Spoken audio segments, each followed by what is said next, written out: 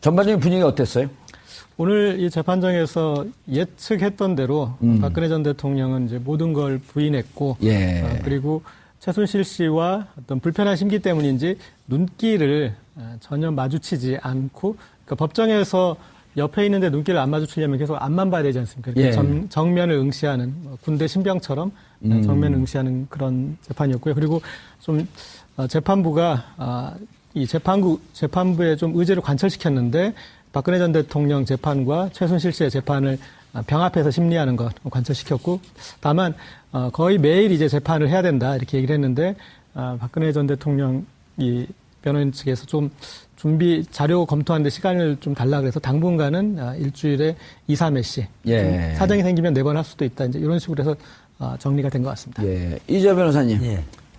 변호 많이 하셨잖아요. 예. 상당히 전문가시죠. 한 20년 변호사 했으니까요. 예, 또 행정법 명강사로도 이름이 있었고. 예.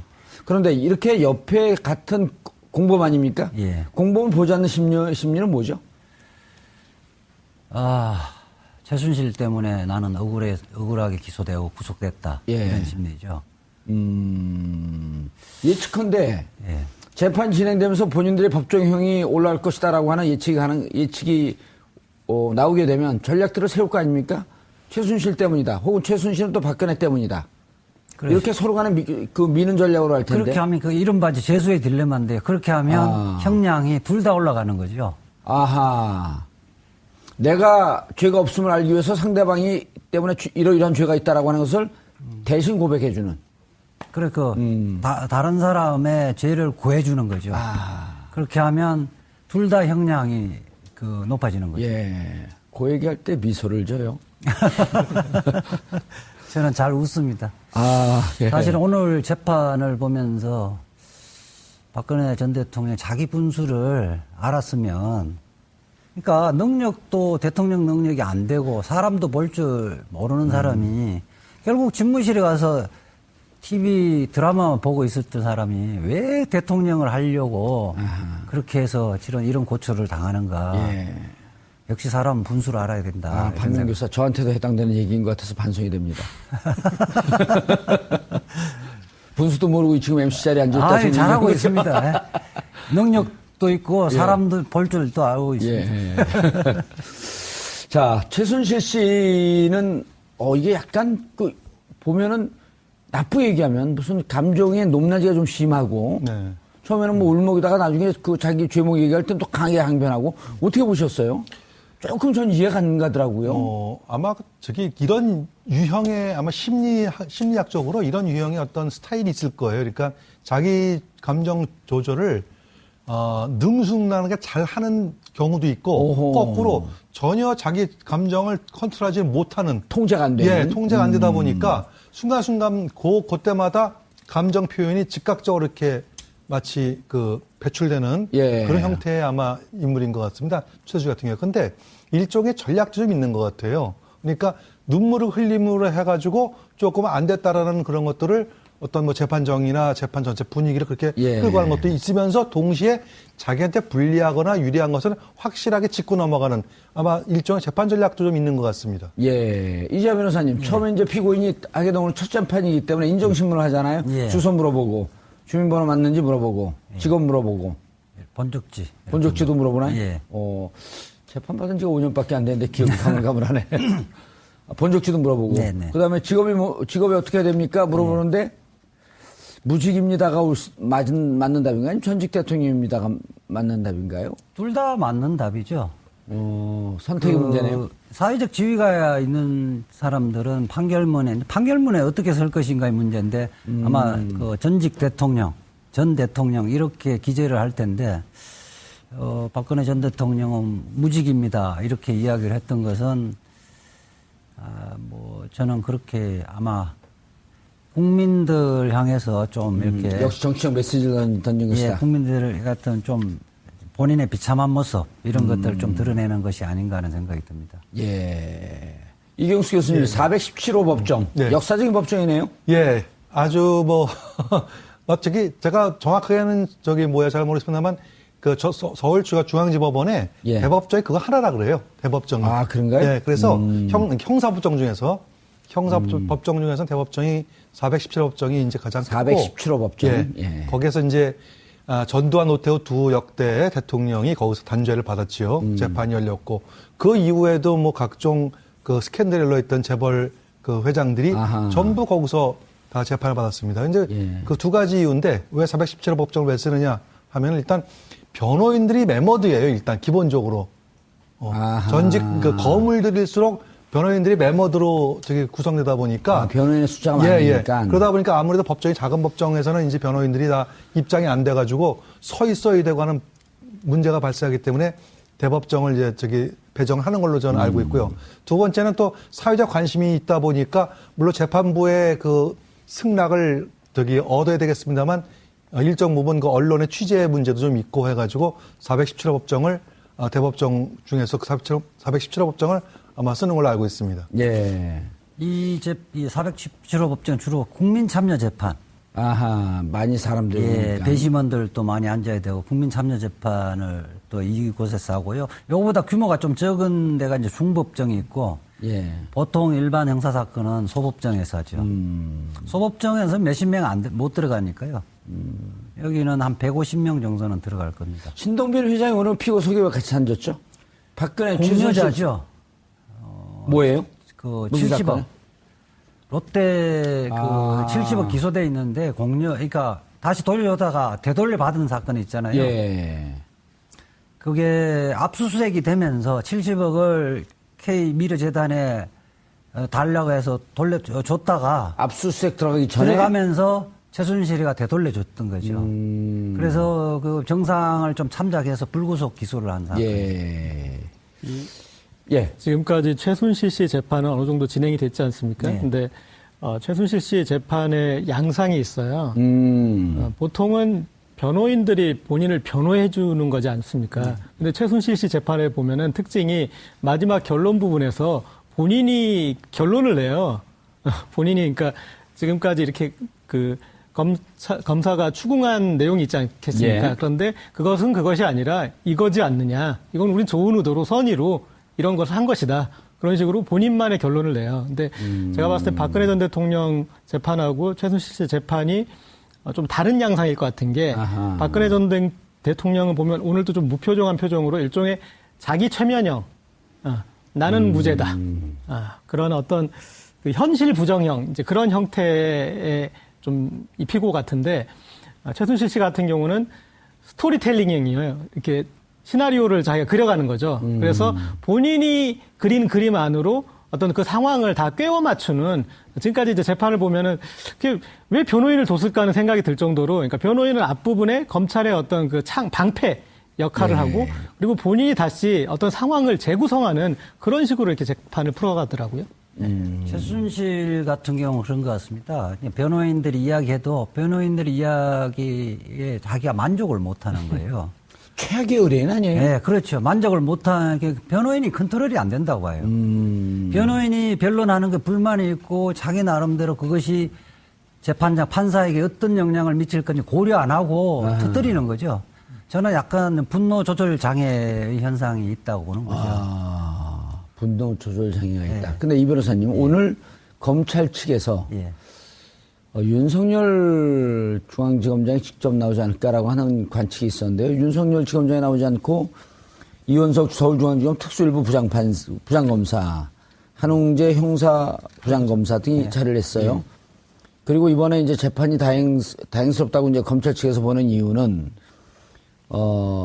검찰에서 기소한 최순실, 특검에서 기소한 박근혜, 이 두 분이 만약에 지금 검찰이 이렇게 윤석열 중앙지검장이 오지 않았으면 검찰 내부에서도 이견이 있었을 수 있는 이런 상황 아닌가요? 그렇죠. 예. 그런데 이제 윤석열 검사가 며칠 전에 이제 서울중앙지검장으로 임명이 됐잖아요. 만약 임명이 안 됐다면 오늘 재판이 나왔을 텐데 서울중앙지검장은 230여 명의 검사를 거느리는 수장이거든요. 수장이기 때문에 그 재판에 나오는 것은 격이 맞지 않다고 본인이 판단을 했던 거고 윤석열 그 중앙지검장이 임명되는 순간 이미 특검과 검찰은 거의 화학적 결합이 됐다고 보는 거죠. 존재하는 것만 하더라도 거기서 그 말하자면 의견 다툼이 없어지는 거예요. 예.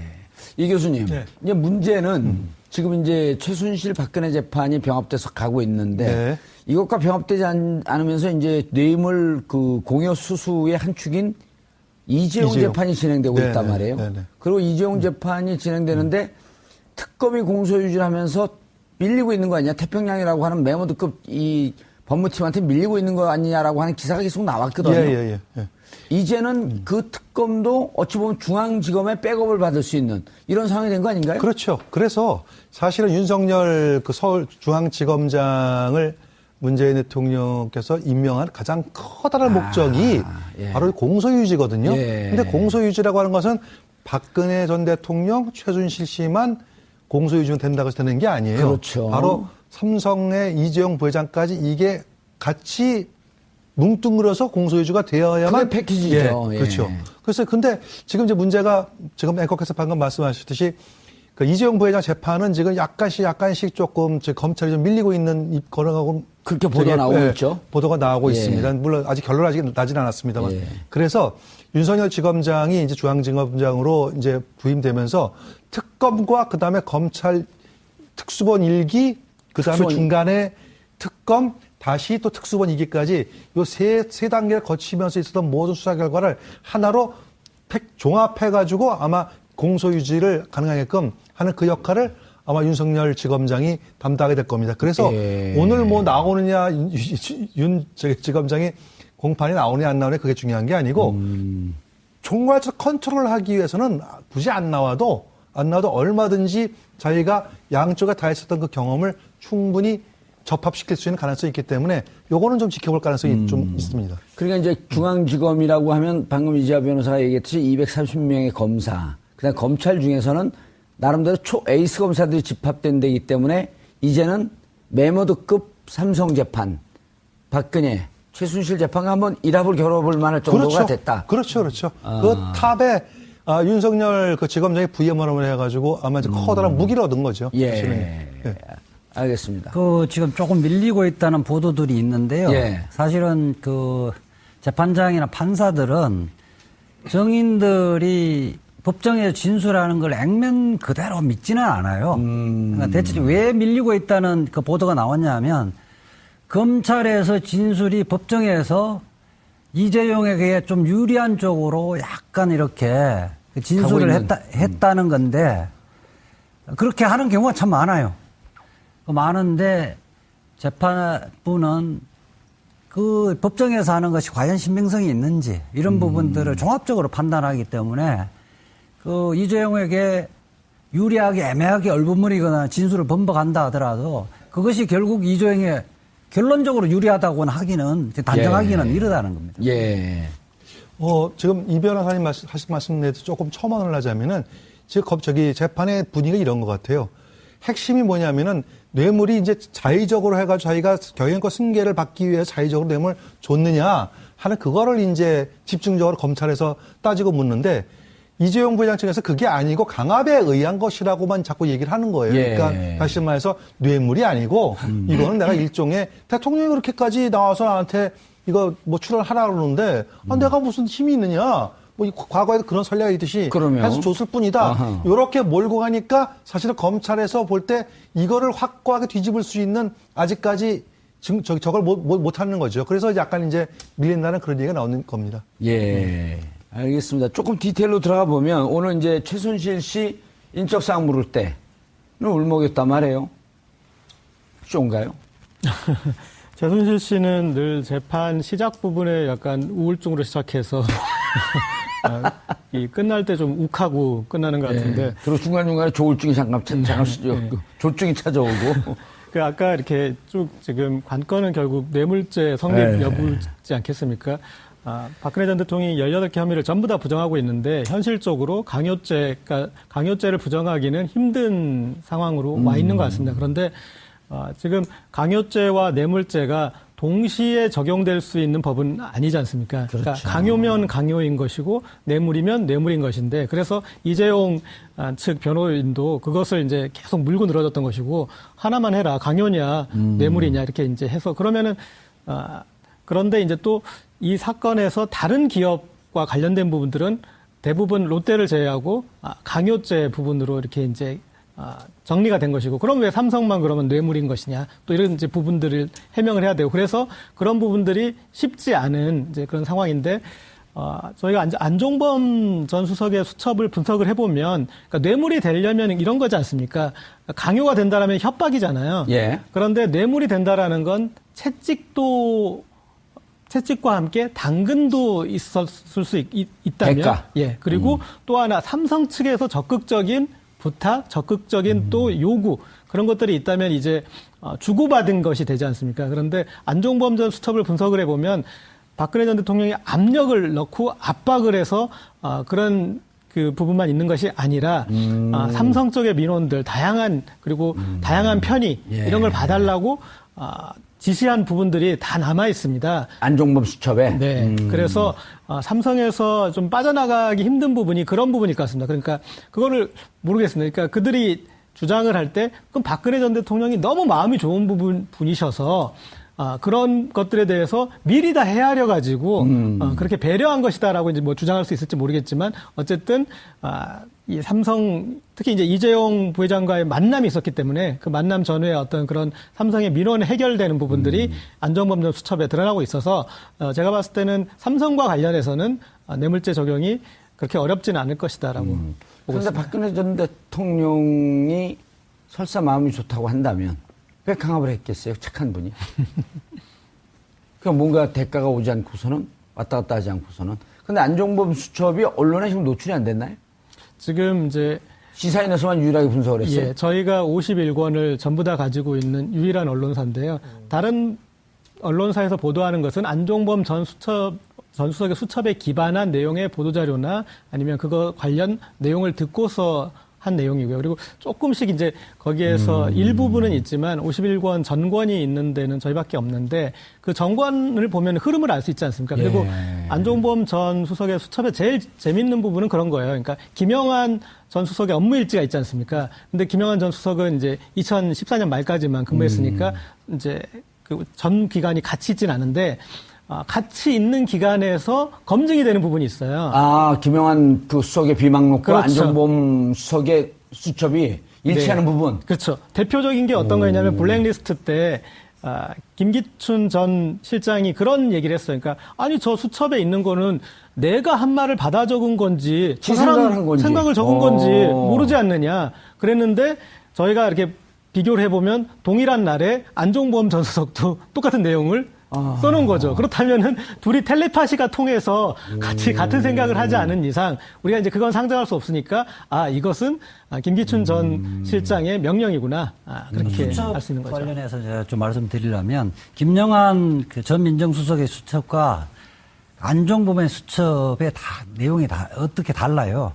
김영한 그 전 민정수석 수첩은 키워드 중심으로 기재를 해놨고, 예. 안종범 수첩은 육하 원칙에 의해서 기재되어 있거든요. 예. 그 차이가 뭐냐? 센텐스. 차이가 주어 동사 목적어 보호가 다 있는 거예요. 그렇죠. 김영한 그 수첩은 주로 청와대 수석 비서관 회의를 김기춘 비서실장이 주재를 했기 때문에 거기에서는 주고받으면서 키워드 중심으로 이야기하면 다 알아듣거든요. 예. 근데 안종범 수첩은 박근혜 전 대통령이 전화로 불러준 거예요. 수첩을 보고 다 그냥 불러주는 거거든요. 그대로 다 기재하니까 그게 문장이 되는 거예요. 예. 그래서 검찰이 공소장에 보면 사실을 안종범 수첩을 날짜나 이런 걸 정확하게 찾아갖고 기재해버리면 공소장이 나와버리는 거거든요. 근데 아까 중복된 부분은 무엇이 중복되냐면 거기에 김영한 수첩에 대수비라고 기재되어 있는 부분이 있어요. 그러니까 대통령이 가끔씩 주재하는 수석 비서관 회의에서 대통령이 한 말씀을 기재해 놓은 것이 아마 일치할 거예요. 그 부분 이제 블랙리스트 부분도 일부가 있는데 그런 거죠. 교수님, 이게 이제 아까 분리했다라고 하는 박근혜 최순실 재판을 분리했다라고 하는 간단히 짚고 넘어갔는데 결국 서로에게 다 몰지 않겠어요? 시켜서 했다. 저 양반이 했다. 그게 사실은 이제 정말 지켜볼 어쩌면은 오늘 관전 이렇게, 포인트죠. 잠깐 예. 오늘 나와서 이렇게 뭐 얼굴 보고 하는 게 뭐 정면을 봤느니 안 봤느냐 중요한 게 아니고 앞으로 정말 이 재판의 핵심은 뭐냐면은 과연 어디까지 두 사람이 서로에게 팔을 밀 것인가 하는 걸 지켜보는 것이 아마 핵심일 겁니다. 아까 우리 이 변호사님께서 그 죄수의 딜레마, 프리저너스 예. 딜레마 얘기했잖아요. 예. 아주 대표적인 이제 프리저너 딜레마가 나올 거예요. 원래 이 죄수의 딜레마라고 하는 그 이론은 아시다시피 게임 이론이라고 해가지고 국제정치학에서 두 개의 국가가 서로 합리적인 선택을 하게 되면은 좋은 결과를 얻어내는데 국가라는 것이 이기심 때문에 상대방의 의사와 상관없이 나에게 유리한 것을 끌어내기 때문에 오히려 손해를 본다라는 그런 뜻이거든요. 그러니까 이제 앞으로 똑같이 두 사람이 어떻게 보면 서로가 지금은 다 부인을 하고 있는데 이제 조금씩 증거가 나올 거예요. 재판 진행되면서. 그렇게 되면은 과연 저 증거가 나에게 유리한지 유불리를 처음 따지다 보면은 결국은 자기의 이기심, 다시 말해서 자기의 유리한 쪽으로 몰고 가다 보면은 결국은 상대방에게 책임을 묻지 않을까. 그래서 어디까지 나올지. 근데 묻다 보면 말이죠. 재밌는 게 단순하게 이번 국정농단 사건에 대해서만 나오는 게 아니에요. 정윤회 문건부터 시작해가지고 어쩌면 그 이전에 최태민 사건까지 전부 다 나올까봐 그렇게 되면은 이거는 글쎄 국격이 어떻게 될지 잘 모르겠습니다. 전 굉장히 우려가 되는 게 거기까지 비화가 될까봐 대단히 우려스럽습니다. 됐으면 좋겠다는 거예요? 되지 말아야 된다는 거 헷갈리는데요. 그 지켜봐야 되는데 어디까지 될지 저도 걱정스럽다는 얘기죠. 네. 이제 답이죠. 선택의 문제네요. 사회적 지위가 있는 사람들은 판결문에 어떻게 설 것인가의 문제인데 아마 그 전직 대통령, 전 대통령 이렇게 기재를 할 텐데 박근혜 전 대통령은 무직입니다. 이렇게 이야기를 했던 것은 저는 그렇게 아마 국민들 향해서 좀 이렇게 역시 정치적 메시지를 던진 것이다. 국민들 같은 좀 본인의 비참한 모습 이런 것들을 좀 드러내는 것이 아닌가 하는 생각이 듭니다. 예. 이경수 교수님 417호 법정. 네. 역사적인 법정이네요. 예, 아주 제가 정확하게는 잘 모르겠습니다만 서울 중앙지법원에 예. 대법정이 그거 하나라 그래요. 대법정이. 아, 그런가요? 예, 그래서 형사법정 중에서 법정 중에서 대법정이 417법정이 이제 가장 크고 417호 법정. 예, 예. 거기에서 이제 전두환 노태우 두 역대 대통령이 거기서 단죄를 받았지요. 재판이 열렸고 그 이후에도 각종 그 스캔들에 흘러있던 재벌 그 회장들이 아하. 전부 거기서 다 재판을 받았습니다. 이제 예. 그 두 가지 이유인데 왜 417호 법정을 왜 쓰느냐 하면 일단 변호인들이 매머드예요. 일단 기본적으로 전직 그 거물들일수록 변호인들이 매머드로 구성되다 보니까 변호인의 숫자가 많으니까. 그러다 보니까 아무래도 법정이 작은 법정에서는 이제 변호인들이 다 입장이 안 돼가지고 서 있어야 되고 하는 문제가 발생하기 때문에 대법정을 이제 배정하는 걸로 저는 알고 있고요. 두 번째는 또 사회적 관심이 있다 보니까 물론 재판부의 그 승낙을 얻어야 되겠습니다만 일정 부분 그 언론의 취재 문제도 좀 있고 해가지고 417호 법정을 대법정 중에서 417호 법정을 아마 쓰는 걸로 알고 있습니다. 예. 이 417호 법정 주로 국민 참여 재판. 아하, 많이 사람들이. 예, 배심원들도 많이 앉아야 되고 국민 참여 재판을 또 이곳에서 하고요. 요거보다 규모가 좀 적은 데가 이제 중법정이 있고 예. 보통 일반 형사 사건은 소법정에서 하죠. 소법정에서 몇십 명 못 들어가니까요. 여기는 한 150명 정도는 들어갈 겁니다. 신동빈 회장이 오늘 피고 소개와 같이 앉았죠? 박근혜 공여자죠. 뭐예요? 그 무슨 70억. 사건? 롯데 70억 기소돼 있는데 그러니까 다시 돌려다가 되돌려 받은 사건이 있잖아요. 예. 그게 압수수색이 되면서 70억을 K 미르재단에 달라고 해서 줬다가 압수수색 들어가기 전에. 들어가면서 최순실이가 되돌려줬던 거죠. 그래서 그 정상을 좀 참작해서 불구속 기소를 한 사건. 예. 할 것이다라고 하는 예측이 나오게 되면 전략들을 세울 거 아닙니까? 최순실 때문이다. 혹은 최순실은 또 박근혜 때문이다. 그렇죠. 이렇게 서로 간에 미는 전략으로 할 텐데. 그렇게 하면 그 이른바 죄수의 딜레마인데 그렇게 하면 형량이 둘 다 올라가는 거죠. 아하. 내가 죄가 없음을 알기 위해서 상대방이 때문에 이러이러한 죄가 있다라고 하는 것을 대신 고백해주는. 다른 사람의 죄를 구해주는 거죠. 그렇게 하면 둘 다 형량이 높아지는 거죠. 예. 그 얘기할 때 미소를 져요. 저는 잘 웃습니다.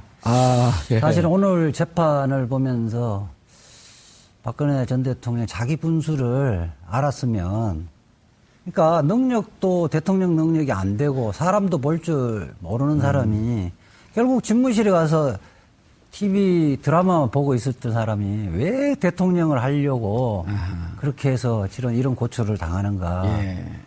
역시 사람은 분수를 알아야 된다. 박명 교사 저한테도 해당되는 얘기인 것 같아서 반성이 됩니다. 분수도 모르고 지금 MC 자리에 앉아있다. 잘하고 있습니다. 능력도 있고 사람도 볼 줄도 알고 있습니다. 예. 자, 최순실 씨는 이게 약간 보면은 나쁘게 얘기하면 무슨 감정의 높낮이가 좀 심하고 네. 처음에는 뭐 울먹이다가 나중에 자기 죄목 얘기할 땐 또 강하게 항변하고 어떻게 보셨어요? 조금 전 이해가 안 가더라고요. 아마 이런 유형의 아마 심리학적으로 이런 유형의 어떤 스타일이 있을 거예요. 그러니까 자기 감정 조절을 능숙하게 잘 하는 경우도 있고 오호. 거꾸로 전혀 자기 감정을 컨트롤하지 못하는 통제가 안 되는. 예, 통제가 안 되다 보니까 순간순간 그때마다 감정 표현이 즉각적으로 이렇게 마치 배출되는 예. 그런 형태의 아마 인물인 것 같습니다. 최수 같은 경우. 근데 일종의 전략도 좀 있는 것 같아요. 그러니까 눈물을 흘림으로 해가지고 조금 안 됐다라는 그런 것들을 어떤 뭐 재판정이나 재판 전체 분위기를 그렇게 예. 끌고 가는 것도 있으면서 동시에 자기한테 불리하거나 유리한 것은 확실하게 짚고 넘어가는 아마 일종의 재판 전략도 좀 있는 것 같습니다. 예. 이재 변호사님, 처음에 이제 피고인이 하게 된 오늘 첫 재판이기 때문에 인정신문을 하잖아요. 예. 주소 물어보고, 주민번호 맞는지 물어보고, 직업 물어보고, 본적지. 본적지도 물어보나요? 예. 재판 받은 지가 5년밖에 안 됐는데 기억이 가물가물하네. 본적지도 물어보고. 네네. 그 다음에 직업이 어떻게 해야 됩니까? 물어보는데, 무직입니다가 맞는 답인가요? 아니면 전직 대통령입니다가 맞는 답인가요? 둘 다 맞는다. 전반적인 분위기가 어땠어요? 오늘 이 재판정에서 예측했던 대로 박근혜 전 대통령은 이제 모든 걸 부인했고, 예. 그리고 최순실 씨와 어떤 불편한 심기 때문인지 눈길을 전혀 마주치지 않고, 그러니까 법정에서 옆에 있는데 눈길을 안 마주치려면 계속 앞만 봐야 되지 않습니까? 예. 정면을 응시하는 군대 신병처럼 정면을 응시하는 그런 재판이었고요. 그리고 좀 재판부가 이 재판부의 좀 의제를 관철시켰는데 박근혜 전 대통령 재판과 최순실 씨의 재판을 병합해서 심리하는 것 관철시켰고, 다만 거의 매일 이제 재판을 해야 된다 이렇게 얘기를 했는데 박근혜 전 대통령 이 변호인 측에서 좀 준비 자료 검토하는데 시간을 좀 달라 그래서 당분간은 일주일에 2, 3회씩 예. 사정이 생기면 4번 할 수도 있다 이제 이런 식으로 해서 정리가 된 것 같습니다. 예. 이재 변호사님. 예. 변호 많이 하셨잖아요. 예. 상당히 전문가시죠. 한 20년 변호사 했으니까요. 예, 또 행정법 명강사로도 이름이 남겼었고. 예. 그런데 이렇게 옆에 같은 공범 아닙니까? 예. 공범을 보지 않는 심리는 뭐죠? 최순실 때문에 나는 억울하게 기소되고 구속됐다. 예. 이런 심리죠. 예측컨대 예. 재판 진행되면서 본인들의 법정형이